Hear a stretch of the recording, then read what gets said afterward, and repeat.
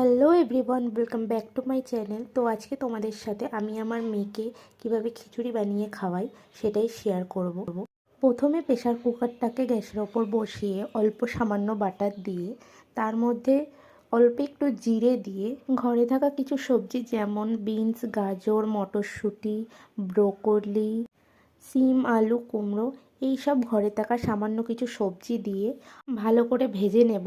তারপরে তার মধ্যে একটু সামান্য নুন, সামান্য হলুদ, আর যদি জিরের গুঁড়ো থাকে অল্প দিতেও পারো, নাও পারো স্কিপ করতে পারো।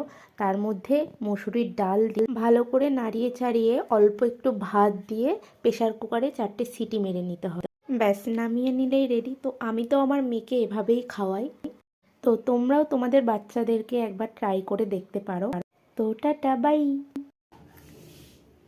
Yummy, yummy.